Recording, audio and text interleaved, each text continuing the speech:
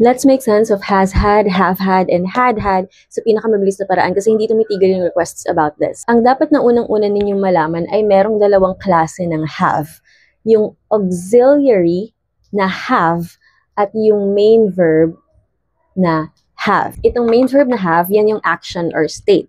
Ibig sabihin to possess or yung pagkakaroon mo, halimbawa, I have a friend, o kaya to partake of, halimbawa, I'll have dinner, or to experience, halimbawa, I have a cold right now. Basta action or state, yun yung main verb na have. Now, itong auxiliary na have, tatandaan nyo, helping verb yan. Ibig sabihin, pantulong. Tinutulungan ng auxiliary yung main verb by carrying the tense, the number agreement, among other things. Again, pantulong nga siya eh. Siya yung tigadala. Siya yung nag-a-adjust, depende sa subject, depende sa tense, etc. Now that we know that, itong tatlo na to ay combination ng auxiliary na have plus yung main verb na have to form the perfect aspect. Lagi ko namang dinidiscuss sa inyo na ang formula ng perfect ay yung auxiliary na have in whatever form plus yung past participle ng verb. So kung mapapansin nyo, consistent siya dyan. Had lang yan. Kasi nga sa formula natin ng perfect, lagi siyang past participle. So ito, hindi yan nababago. And kagaya ng sabi ko kanina, yung auxiliary have dito, ito yung nag-a-adjust, ito yung nababago. So yung has had,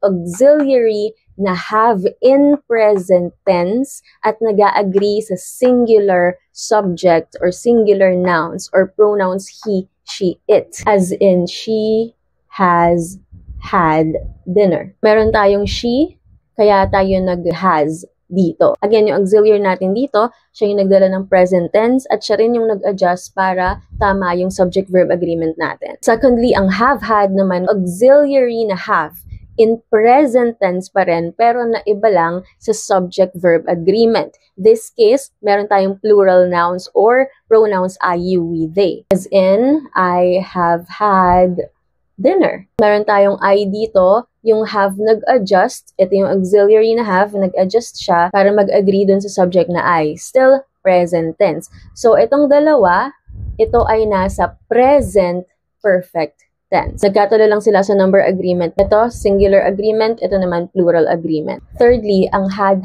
naman, combination siya ng auxiliary na have in past tense naman at nung main verb na have in past participle. Kaya siya had.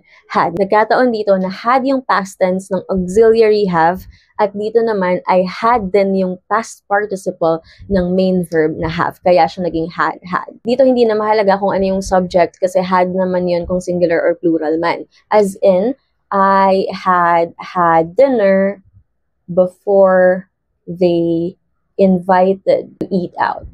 So dito, yung had dinner mo, nauna siyang mangyari before ka nila in-invite. Kaya meron tayo ditong past perfect tense. Dito kasi, di ba, present perfect to eh. Kaya tayo nag-had dito, ibig sabihin, nakakain ka na before ka pa nila in-invite. Meron ng isang prior past action or earlier past action, yung nakakain ka na, bago yung isa pang simple past action, yung in-invite ka nila. Kung nalilito pa rin sa mga formulas, balikan nyo lang yung mga videos natin, marami dyan.